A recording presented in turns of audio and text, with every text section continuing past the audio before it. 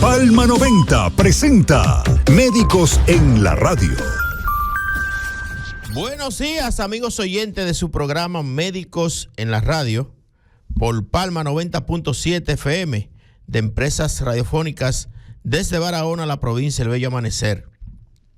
Médicos en la Radio llega a ustedes gracias a la farmacia Dignali. Laboramos de lunes a domingo y días feriados. Farmacia Dignalis, al servicio siempre para tu salud. Y también este espacio llega a ustedes gracias a la clínica dental número 1 en todo el sur, NAC Clinic. Ven a NAC Clinic y comienza tu año 2025 con una sonrisa perfecta, implantes dentales, blanqueamientos, brackets y todo en odontología. Haz tu cita hoy llamando al 809-524-5858. NAC Clinic, odontología especializada.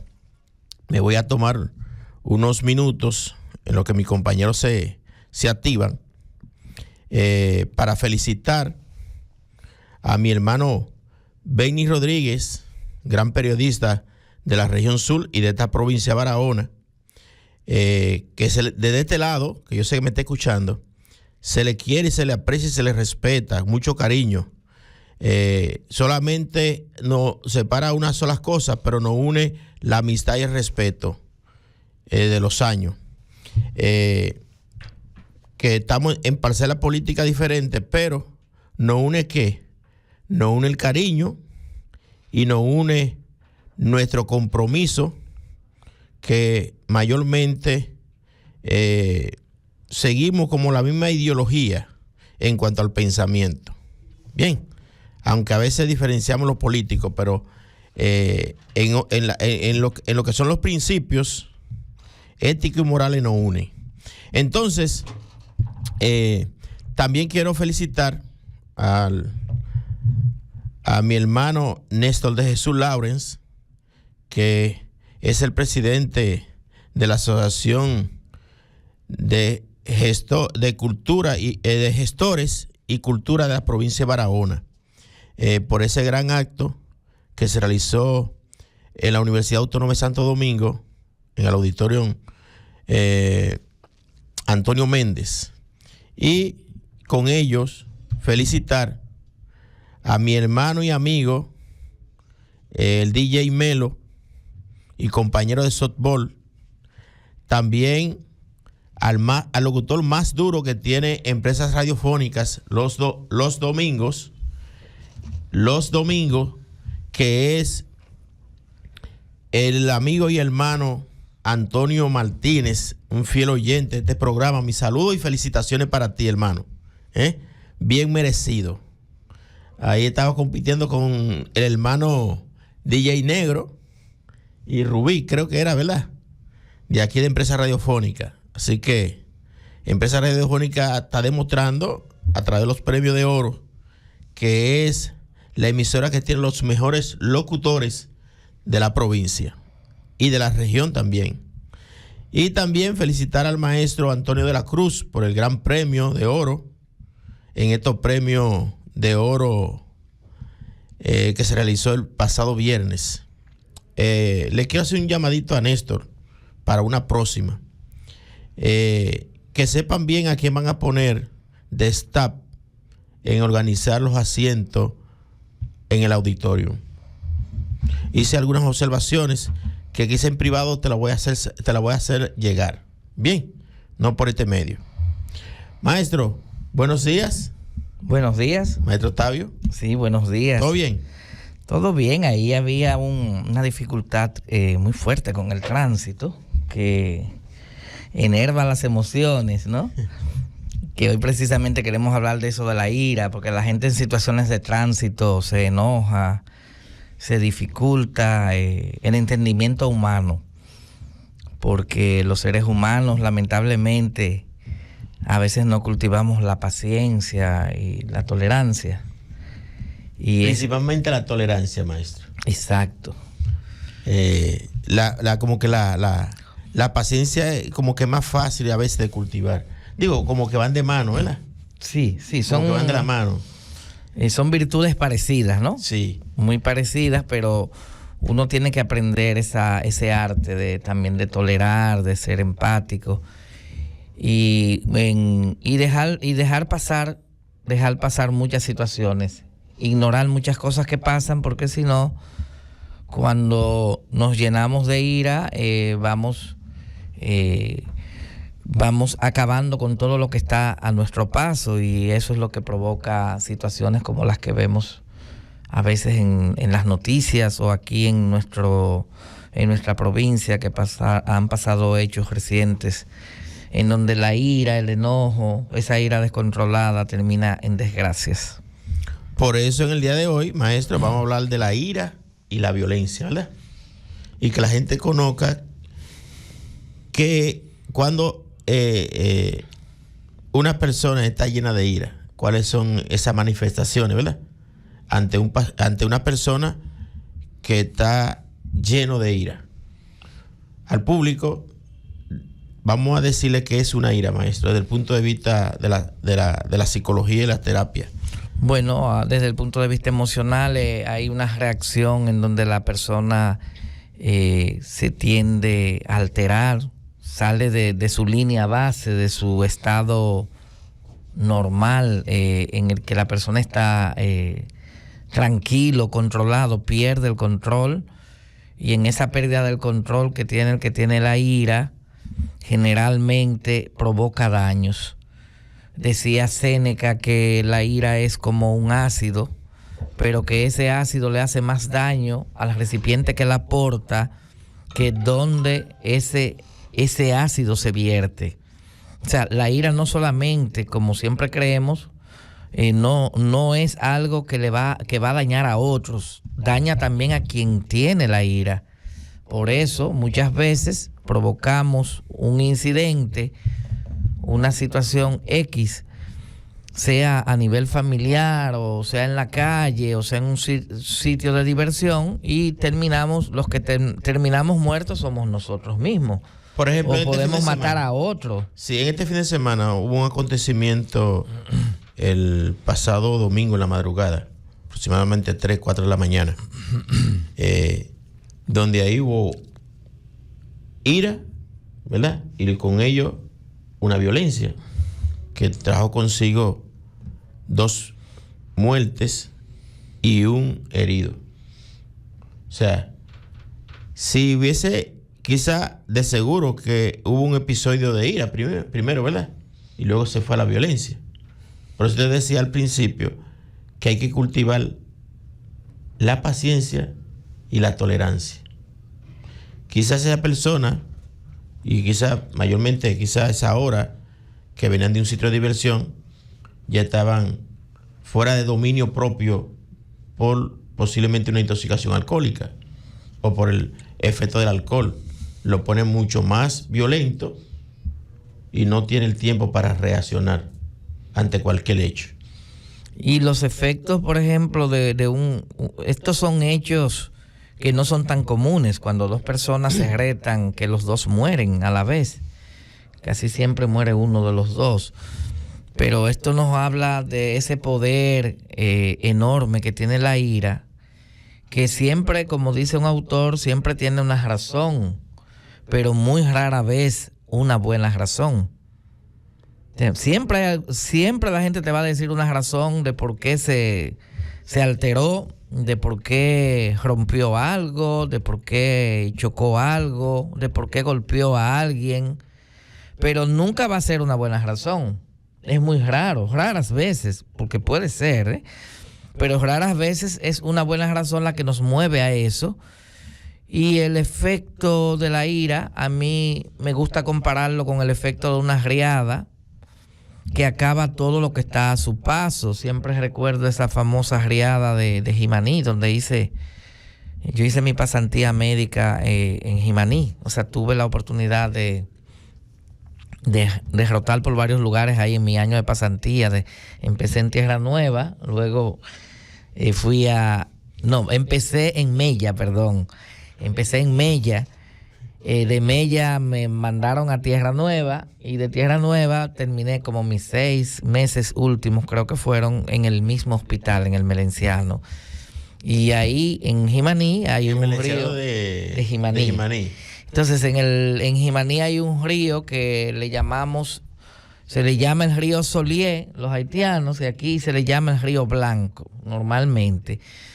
Y aquí no recuerdo exactamente la fecha, pero ya hace más de 10 años. Es el río de la parte devastadora que ocurrió en el 2004. Ajá, es la famosa riada del río Blanco. Lo que no recordaba la fecha exactamente. 2004. Pero ya fue en el 2004, ya hace cerca de 20 años. Yo le contaba la historia a mi hijo de 19 años, se la contaba. Y decía, yo creo que tú no habías nacido, porque recuerdo que dimos varios viajes allá, mi esposa y yo, fuimos de la universidad, y se veían los cadáveres, ¿no?, que se sacaban desde dentro de la ciudad, porque cuando ese río bajó, producto de unas lluvias muy, muy copiosas que hubo en la montaña en Haití, eso tomó a mucha gente de sorpresa, y una gran parte de las viviendas que habían en la ribera del río fueron arrasadas. Eso es lo que hace la ira, es una riada que trae mucha agua, que trae una velocidad enorme, que trae piedras, que trae fango, que todo lo que encuentra a su alrededor, a su paso, a su camino, se lo lleva. Las viviendas, las personas, los animales. Esa riada acabó con todo. Entonces muchas veces la ira, eso es lo que hace, acaba con todo. Un hombre lleno de ira, un hombre celoso, un hombre que quiere que su mujer de nuevo le acepte, pero ya la mujer no quiere, cuando está poseído de esa ira venenosa, esa ira asesina, ese hombre es capaz de matar a la mujer, es capaz de matar a sus hijos, que no tienen nada que ver con su conflicto de pareja, y a veces puede matar a la mamá de su mujer, alguna amiga, algún vecino que aparezca, o algún buen samaritano que intente mediar. De ahí que la ira es una emoción negativa que tenemos que aprender a controlar, a gestionarla más que todo, a canalizarla. O sea, es más que todo canalizarla, buscar algún canal donde la ira se derive y que sea una emoción más controlada y más productiva. Entonces nosotros tenemos que hacer conciencia de ese tipo de emociones que en fracciones de un minuto, en segundos, puede dañar toda nuestra vida y puede salpicar como un ácido, como dice Séneca, la vida de otras familias. Quedarán niños huérfanos, quedarán familiares en luto, padres, hermanos, todo un desastre, porque a veces vemos simplemente un accidente que murieron 2 personas, pero no vemos detrás todo el sufrimiento que hay en 2 familias, toda el luto, el dolor que hay en mucha gente, en hijos, en una mujer o 2 mujeres que amaban a esos hombres. O sea, es algo bastante difícil, y nuestra exhortación es a que hagamos conciencia de lo que es la ira y que aprendamos a gestionarla, porque no desaparece totalmente, sino que lo que aprendemos es a gestionarla. ¿Y cómo canalizarla, maestro?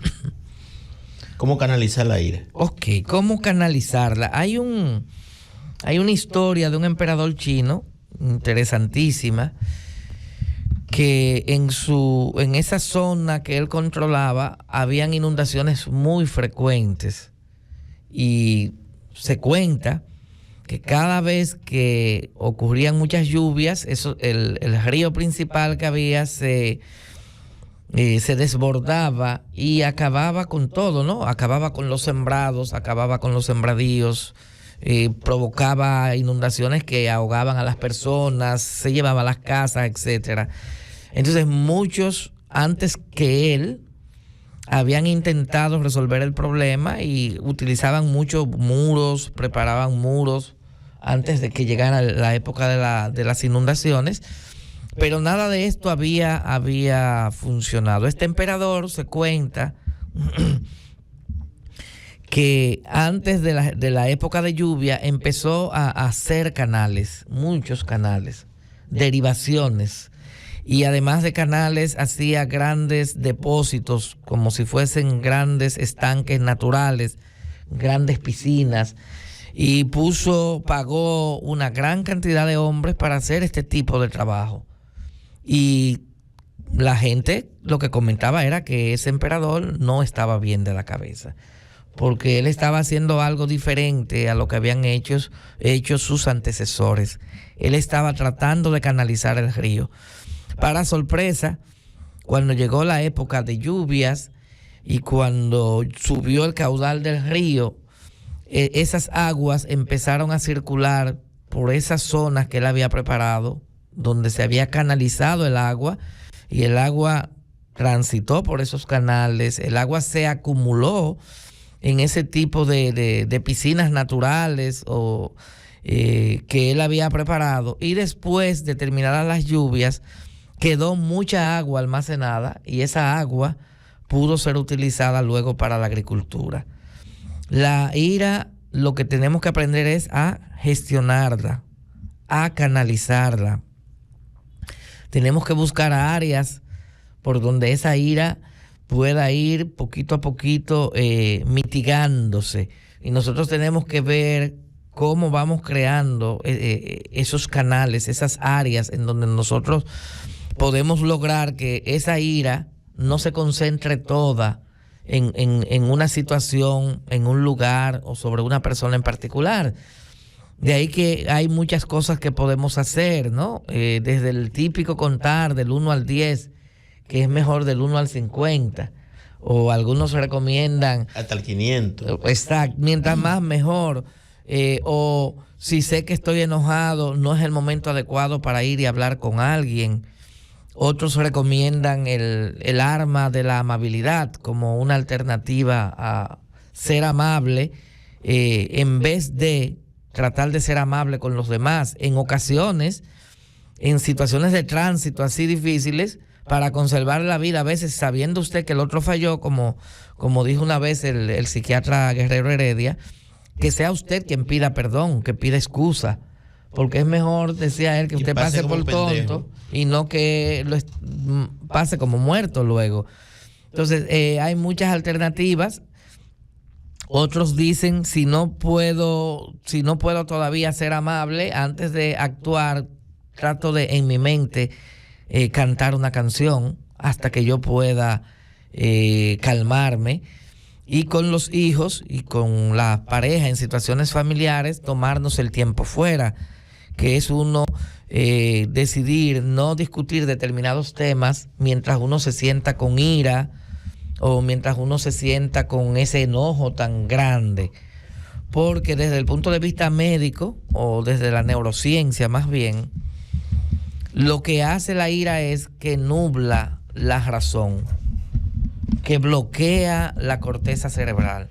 Y la corteza cerebral es el área de nuestro cerebro más evolucionada, que nos diferencia de los animales, que nos diferencia de los reptiles, de ese cerebro reptiliano. Entonces la corteza cerebral es la que nos dice, nos hace una evaluación, nos dice qué es lo bueno, qué es lo malo, qué consecuencias puede tener un comportamiento mío, y también nos permite medir el riesgo.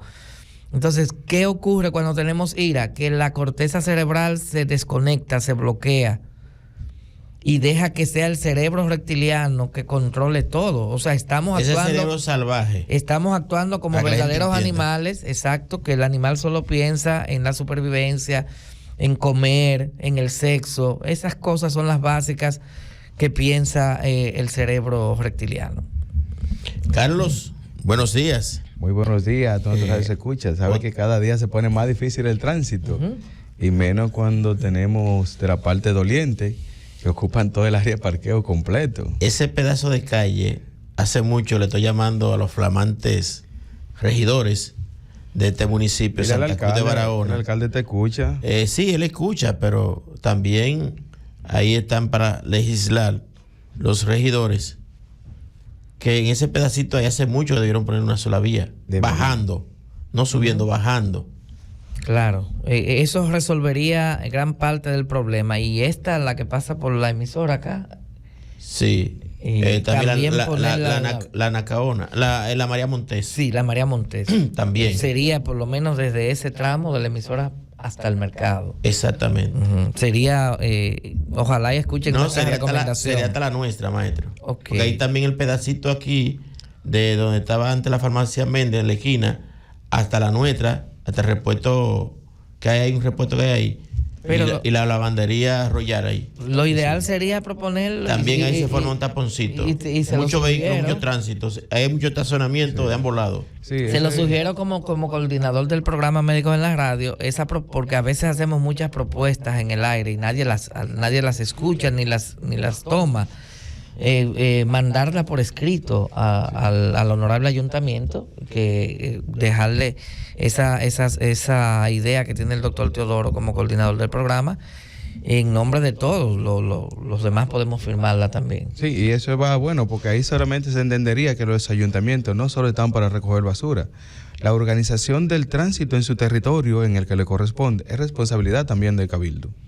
Claro. También me gustó un llamado que hizo y un comentario que hizo muy acertado el periodista Edgar Heredia de Palo Alto, de la entrada de Barahona. Se está rabalizando.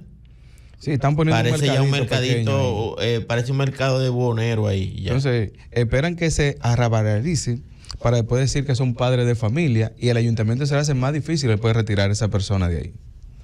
Porque si no estamos de mal que vendan su producto, pero tenemos un área de mercado bastante amplia. No tiene que ser exclusivamente el área de entrada, al menos que el ayuntamiento adecue un espacio para esos vendedores ambulantes o vendedores informales. Que no se vería bien, porque en ninguna entrada de ninguna provincia tú no ves eso. Tú entras a Azuan, no la ves. Entra a Baní, no la ves. Entra a San Juan, tampoco. O sea, tú entras a Neiva. Porque en ninguna provincia aquí del sur, sí, tú entras y ves ese mercado de buhonero a la entrada. Y mira cómo empezaron vendiendo en la acera, en la calle. Ya están haciendo casetas en cemento, que después que hacen una inversión en estructura, ya eso también es un fallo. Porque no debieron dejar nunca que construyeran. Porque ahí viene entonces la pregunta, ¿dónde están los inspectores que tiene el cabildo? ¿Dónde están los supervisores que tiene el cabildo? Porque el cabildo tiene supervisores en toda su estructura para vigilar la provincia. Y policías municipales. ¿En dónde están? Que dejaron que eso mal progresara. Para retirarlo ahorita, tú verás la brega que le va a dar al ayuntamiento, retirarlo. Y va a tener entonces que reubicarlo. Oye, qué cosa. Esas son de las grandes problemáticas que se dan. Ahí entra también, no solamente el ayuntamiento local, sino también ahí entra el Ministerio de Economía, Planificación y Desarrollo. Sí, pero esa es responsabilidad del cabildo. Principal, autor del cabildo de aquí de Barahona. Entonces eso va a generar algo que está mencionando el doctor, la ira y la violencia. El ayuntamiento va a ir con ira y los buhoneros le van a responder con violencia. Entonces, eso es algo que hay que sopesar. Y el ayuntamiento debe corregirlo antes que la hemorragia se le haga más grande. Porque usted quita a esa gente ahí no le va a retar voto. Va a enaltecer la entrada de la provincia, que durante muchos años se ha pedido que se construya una entrada. Durante años se ha pedido la entrada de Barahona. Y tanto así que se han hecho muchos planes, muchos diseños, pero toditos se han quedado en carpeta. Entonces, hay que evitar que esas personas que han ido haciendo su inversión en la entrada de Barahona, al lado del cuartel de la policía que está ahí mismo, del chequeo, sigan progresando, porque ya están empezando a siguiendo construir otros compañeros que van llegando. Porque la persona te tienta y si tú no me dices nada, yo sigo. Entonces, para que evitemos ira y violencia en la entrada de Barahona, es momento que el ayuntamiento tome carta en ese asunto lo más pronto posible. Maestro, hablando de violencia, que eso es lo que se ve, ¿verdad? Y ya están las estadísticas de las muertes, hombres que asesinan a mujer, hombres con hombres. Y mujeres que asesinan hombres. Y mujeres que asesinan hombres. Sí, porque ya tenemos estadísticas. Sí. Desde el punto de vista terapéutico, ¿qué podemos aconsejarle? Bueno, lo primero es que el que puede reconocer que tiene un problema, el que lo puede reconocer o alguien lo puede derivar, lo puede referir, la persona puede trabajarse trabajar esta parte, ¿no?, de la violencia, ya en este caso de manera individual, porque no recomendamos esa parte de trabajar con una pareja que está sometida a violencia con ambos a la vez. Eso no se recomienda en el país, en los protocolos que tenemos. El que reconoce que es violento y sabe que es violento y quiere controlar su violencia, puede buscar ayuda individual. Y entonces se le trabaja esa parte del control emocional y buscar la manera de ir desmontando esas pautas. Pero lo primero tiene que partir de que el que es violento reconozca que tiene un problema y que quiere resolverlo y que va y busca ayuda.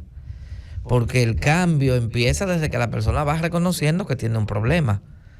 Aún sin haber llegado a la consulta, ya la persona que ha reconocido, mira, yo soy demasiado violento, yo me estoy airando mucho con mis hijos, o yo me estoy airando mucho con mi mujer, o me estoy airando mucho con mis subalternos, porque yo dirijo hombres o mujeres en mi trabajo.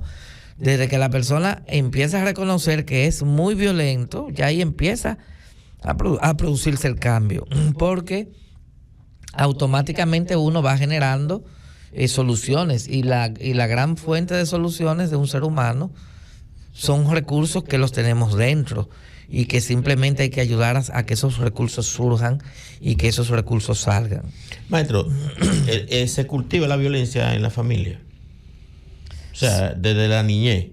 Claro, y se aprende. Por eso insistimos mucho que cuando nosotros hablamos de no golpear a nuestros niños, de no maltratarlos, una de las cosas que motiva eso, desde el punto de vista de la terapia familiar, es que son conductas que se aprenden. Si a mí me crían golpeándome, llega un momento que veo la violencia como algo normal. Entonces yo la replico, la repito.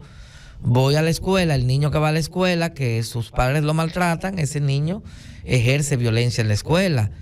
A veces los niños aprenden la violencia en la misma escuela. Hay un niño que tal vez no es violento en su casa, pero ahí en el nivel inicial hay niños que vienen de hogares muy violentos y entonces ese niño tiene que aprender a defenderse porque hay otro niño que ejerce violencia sobre él. Entonces la violencia se aprende. Entonces si nosotros queremos disminuir la violencia en la sociedad, tenemos que erradicar la violencia de la crianza, empezando por ahí. Si yo crío a un hijo, por ejemplo, mis hijos que son varones, que una de las cosas que yo les digo, ustedes nunca me han visto a mí golpeando a su madre, o sea, yo espero que ustedes no golpeen nunca a sus mujeres, pero pudiera darse el caso de que ellos no sean violentos, pero que la mujer que tengan sean violentas y les golpeen a ellos. Pero ellos no están acostumbrados a recibir golpes. ¿Qué significa eso? ¿Qué van a reaccionar? Que a ellos les debe molestar enormemente eso. Y una de las cosas que también les recomiendo es que después de esa primera golpiza, lo más recomendable es no seguir ahí. Si usted sigue ahí, ya es su problema. Se metió en el ciclo de la violencia. Pero la violencia, lo recomendable son, en estos casos, las separaciones es lo más recomendable, porque es que son pautas, es un círculo vicioso, un ciclo que se repite. Perdóname, pero vuelve de nuevo la golpiza. Y la golpiza se repite. Y vuelve el perdón de nuevo. Y vuelve el perdón, es un ciclo que no se acaba. Y a veces hay personas que estimulan el perdón, a veces por razones religiosas, cristianas y demás, y a veces lo que ponemos es a una mujer en una posición vulnerable donde ese hombre con el tiempo puede hasta quitarle la vida. O sea, es bastante peligroso. Y quizá los radioescuchas se encuentren que uno menciona la palabra que es mejor separarse, pero los médicos nos llevamos en base a estadística, y la estadística ha enseñado en el tiempo que el ciclo vuelve y se repite. Y la tendencia, porque también uno mide los factores, de que el hombre vuelve y agrede, también es más alto. Aunque quizá hayan sus excepciones en la estadística, que hombres que lograron de nuevo reunirse no vuelvan a la parte agresiva, pero es muy bajo. Sí, exacto. Es muy mínimo. Entonces, la gente tiene que entender que la sociedad se basa en base a números. A números, exacto. todo se basa en base a números. Y mientras más alta la proporción del número, mucho más agresiva viene siendo también la estadística. Y por eso es que a veces la gente entiende, no, oye, dice el doctor dice que se separen. Y no intenta ni siquiera unirlo. Es que la estadística siempre ha dicho que aunque usted lo una nuevamente, en cualquier momento de ira o de violencia va a aparecer el golpe. Pueden seguir, pero es sabiendo que es su propio riesgo que están corriendo. Por eso, cuando tú a veces te metes en ese proceso con la pareja violenta, en cierta forma tú estás asumiendo una responsabilidad legal, porque tú tal vez le estás garantizando a uno de ambos un resultado donde no habrá violencia y que no va a haber problema y que todo está seguro porque yo te lo voy a resolver con terapia, y es una promesa que no es bueno hacerla, es muy peligroso. Y eso cada día hay que promoverlo, no la violencia, ni para la mujer ni para el hombre, porque solamente promueven la violencia contra la mujer, también hay que promoverla contra el hombre. Porque aunque sí sabemos que el hombre no pone tantas querellas como lo hace la mujer, y tampoco no se mide tanto la agresividad, porque tenemos una cultura que el hombre que pone la denuncia es un hombre machista. Entonces lo discriminan automáticamente.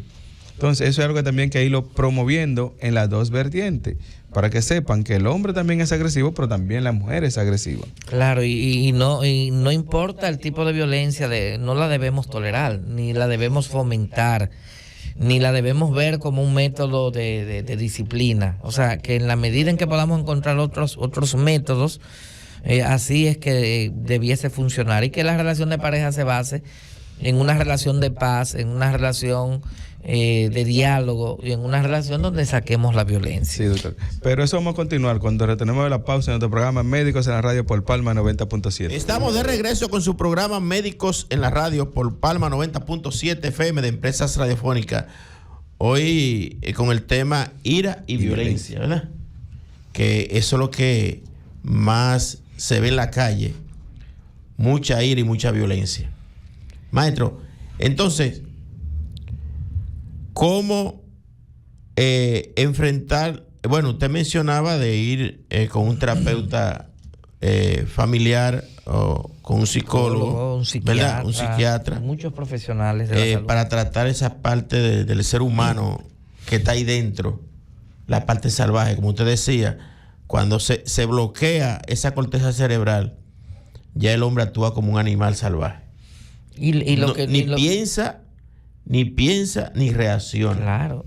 Y lo que nos ayuda a la vida en sociedad es la educación. O sea, ese cultivo, como decían los filósofos antiguos, ese cultivo de virtudes, de las virtudes.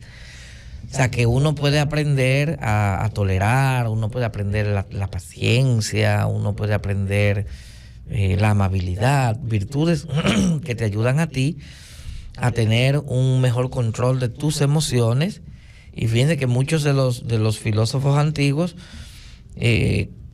o la mayoría, casi todos, siempre trataron el control de las emociones y trataron las emociones.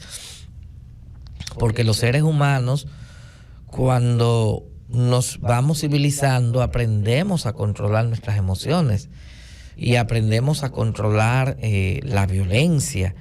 Y las sociedades también. En el aire ahorita hablábamos de la violencia que ejerce, por ejemplo, los organismos del Estado, que a eso se le llama teóricamente la violencia institucional o institucionalizada, que ellos por necesidad tienen que hacer uso de la violencia, pero también ellos necesitan entrenamientos para aprender a controlar y a manejar el control emocional y no usar la violencia de manera desproporcionada.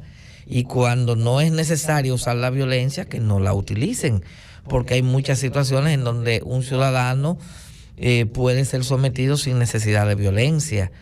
O sea, es algo que necesitamos que la sociedad, en términos generales, se eduque en la violencia. Igualmente, vemos en los medios de comunicación personas que se creen con todo el derecho, con las palabras, de insultar a todo el mundo. A veces ni la figura del presidente se respeta. Y tú ves personas estudiadas, preparadas, diciendo malas palabras, diciendo palabras obscenas, El asunto no es que usted esté, usted puede no estar de acuerdo con el presidente o con cualquier ministro, pero usted puede decir lo que quiere decir con respeto. Sí, porque no insultar la investidura. Claro. Porque a veces arremeten con la investidura y hemos visto que esto lo han dejado durante años, que todo el que tiene acceso a un micrófono embarre la investidura del presidente. Sin consecuencias, o sea, no hay ninguna consecuencia, porque todos tenemos derecho a expresarnos y a decir nuestras críticas a la sociedad, a nuestras críticas a los funcionarios, pero yo siento que hay un límite y a veces la forma en que hablamos mueve a la gente a actuar de manera violenta, porque muchas veces la violencia o generalmente empieza como una violencia verbal. Ya, bueno, puede ser violencia verbal o violencia psicológica o emocional, hasta que llega la violencia física. Y eso mismo pasa así en lo interno de una relación de pareja, que esa violencia empieza a nivel verbal, con las palabras. Un miembro de la pareja le profiere palabras obscenas al otro, palabras descalificantes, también el tono. Todo eso tiene que ver con la violencia. No es lo mismo cuando alguien te habla en un tono bajo a cuando alguien te sube la voz, te grita y te sube el tono. Todo esto tiene que ver con la violencia. Entonces, si nosotros queremos una sociedad menos violenta, tenemos que trabajar primero la violencia en nuestra familia y a nivel personal, porque podemos creernos los más guapos del mundo, pero a un guapo lo mata a veces alguien que no es guapo. Casi siempre el que mata a un guapo es uno que no es guapo. Es alguien que simplemente está actuando para sobrevivir. Se vio acorralado. Por su sentido de sobrevivencia. Y lamentablemente cuando desencadenamos que se desencadena esa espiral de la violencia, no sabemos al final lo que puede pasar. Sí, a los amigos oyentes que quieran hacer comentarios, preguntas, con el doctor Octavio Félix Vidal, de cómo anda la ira y la violencia en nuestra sociedad, pueden llamar al 809-524-4907. 809-524-4907, líneas abiertas. Maestro, en cuanto a la violencia en la crianza, porque de ahí nos partimos para llegar luego a la parte ya adulta, ¿verdad? Usted mencionaba en la relación de pareja, ahora en la crianza. ¿Qué deben hacer los padres para, usted mencionaba, no pelear o insultar a su pareja o insultarse a ambos delante de los niños? Bueno, este ha sido el mes de la familia, ¿no? Ya concluyó. Ya concluyó, exacto. Este es un mes que es muy activo para nosotros, para María y para mí, que nos invitan a muchas actividades, escuelas, iglesias, instituciones, a trabajar temas de familia. Y que ese tema de la crianza lo trabajamos mucho. Generalmente, los padres que están acostumbrados a golpear a sus hijos, porque así fue que aprendieron, se les dificulta como cambiar de método. Es que cada vez que quieren corregir a un hijo, lo hacen primero con mucho descontrol emocional, porque lo hacen en el momento, lleno de ira. Siempre les recomendamos a los padres, cuando un hijo hace algo, uno debe tomarse un tiempo fuera. Uno le puede decir al hijo, mira, eso que hiciste no está bien, mañana vamos a hablar. Los libros recomiendan media hora, a mí me gusta más lo de las 24 horas. Al otro día hablamos, conversaremos mañana, entonces ni te pongo castigo ni te golpeo. Le doy el tiempo a que mi corteza cerebral se enfríe, a que mi ira me abandone, y entonces ya yo puedo pensar con más calma qué voy a hacer. Eso sería lo primero. Para un padre o una madre, criar de manera positiva debe aprender a controlar sus emociones, debe aprender a controlar su ira, debe aprender a controlar su enojo. Es increíble ver madres que tienen niños de menos de 1 año que dicen que el niño la saca de su casilla. Es un niñito de 1 año, o un niñito de 1 año y medio, o un niño que empieza a caminar. Los niños son niños. Y lo que hacen no te lo están haciendo a ti porque te lo están haciendo para molestarte. O no es algo para hacerte daño. Es parte de la naturaleza y el crecimiento y desarrollo. Están actuando de manera natural, están descubriendo el mundo, están descubriendo el juego. A veces hacen cosas que los ponen en peligro porque ellos no lo saben, y es nuestro papel es explicarle: mira, a esto no se le pone la mano, esto está caliente, esto te quema. Cuando los niños son pequeños, los padres debemos tapar todos los tomacorrientes.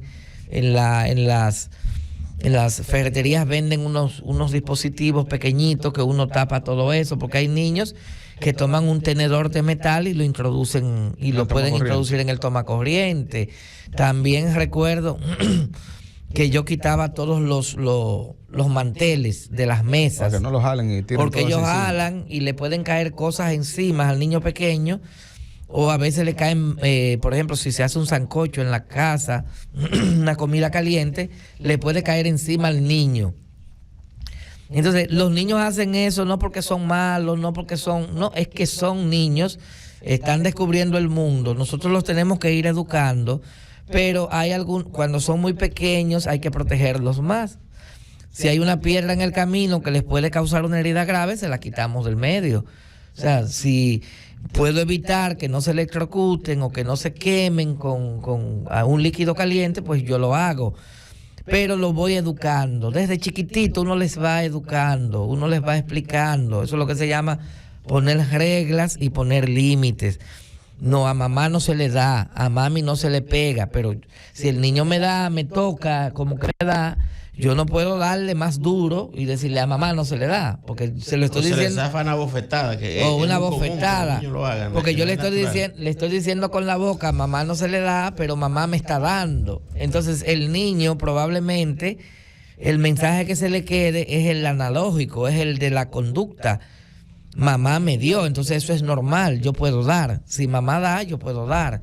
Entonces es un proceso, la crianza y la disciplina positiva, en donde los padres van aprendiendo a controlar bien sus emociones y se deben comprometer a sacar la violencia de su crianza y, por sobre todo, a poner límites y a poner reglas a los hijos.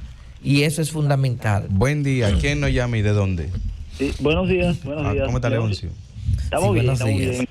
Sí, buenos días, doctor. Buenos días. Aprovechar el tema, porque ese tema es bastante, vamos a decir que de moda, o está vigente siempre en el entorno en que nos desarrollamos.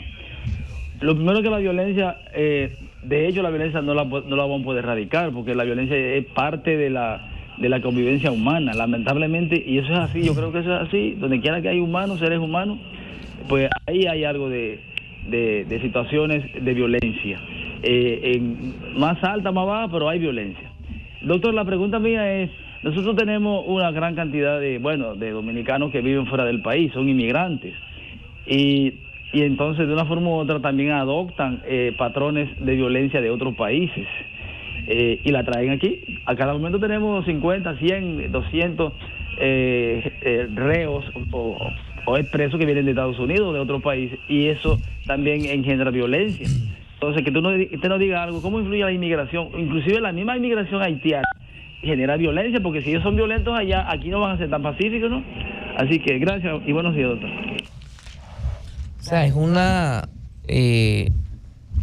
un aprendizaje de la violencia, y a veces llevamos nuestros modos de violencia al país a donde vamos. Por ejemplo, muchos dominicanos, especialmente lo que es la violencia contra la mujer, cuando están en Estados Unidos, llevan esa violencia contra la mujer allá. Sin embargo, y no sé si lo han observado, la cantidad de hombres dominicanos que matan mujeres en Estados Unidos o en Europa es baja. Ocurren ocasionalmente. ¿Por qué? Porque los seres humanos entienden mucho algo que se llama el contexto. Cuando tú estás en Estados Unidos, tú sabes que tú estás en un contexto allá muy diferente al contexto dominicano. Que las leyes se cumplen. Allá las leyes se cumplen. Allá y no son discriminatorias. Allá, si tú estás golpeando a tu mujer, no es como aquí en República Dominicana, que tú te vas a pasar 3 años golpeando a tu mujer y tú no vas a caer a la cárcel. Allá, con una sola golpiza que tú le dejas a la mujer, si esa mujer hace la denuncia, te van a detener. A veces hasta de un vecino, que hace el video, él golpeándola, se le envía a las autoridades y allá van a buscar los presos. Y llegan inmediatamente, no van a llegar en 1 hora, en 2 horas, van a llegar en 5 o 10 minutos. Entonces, por un lado, ese tipo de violencia disminuye allá y los padres allá tienen que aprender a disciplinar a los hijos de otra manera, porque allá tampoco se permite la violencia contra los hijos. No se permite la chancleta. Legalmente, no se permite.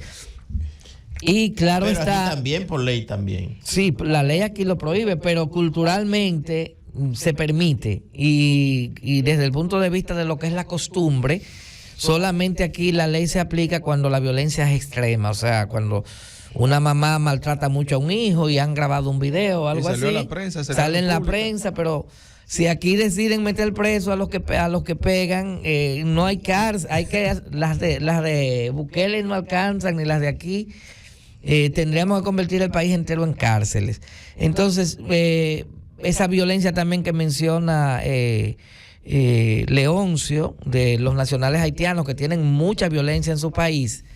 Y recuerdo una persona que una vez me comentó, un dominicano que se había casado con una mujer haitiana. Él me decía, recuerdo fue en una conferencia de disciplina positiva que daba mucho en la UAS, se llamaba Cómo disciplinar sin pelas ni sermones.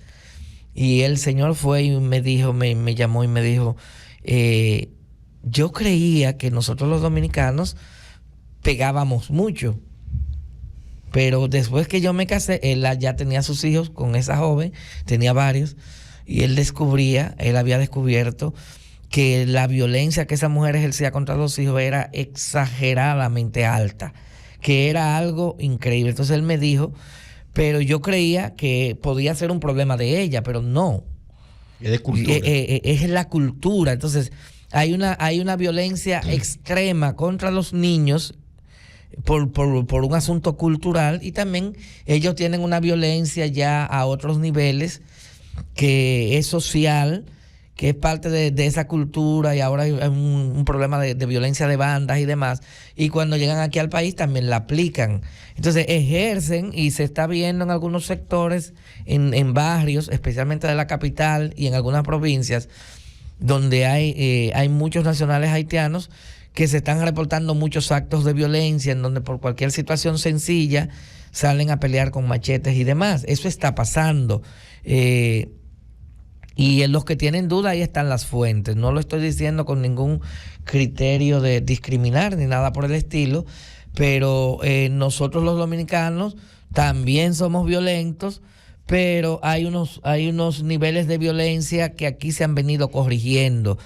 Porque hubo una época acá en República Dominicana que la mayoría de los hombres andaban con armas blancas, un cuchillo y un machete.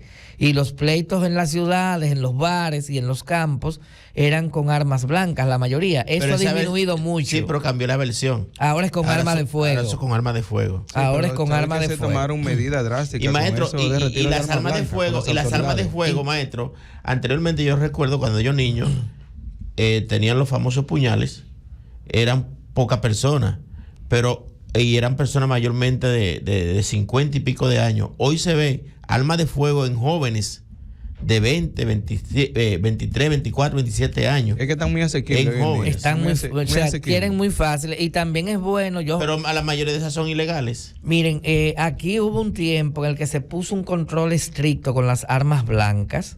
Se les puso a los dominicanos, incluso los mismos, hasta los alcaldes pedáneos controlaban eso en las comunidades más rurales, la policía también. Entonces ahora que a veces que tenemos una gran migración haitiana, es bueno que haya un nivel de control de personas que andan con armas blancas en la ciudad, sean machetes que no sean de trabajo o sean cuchillos, porque es lógico el machete en la zona rural donde tú vas a chapear, a cortar algo, qué sé yo, a hacer trabajos agrícolas, pero en medio de la ciudad no como que no se justifica mucho. Entonces es bueno tomar algunas medidas porque tenemos realmente unos niveles de violencia que se están presentando en los barrios y en algunos lugares donde hay mucha población. Maestro, un llamado al Sintran.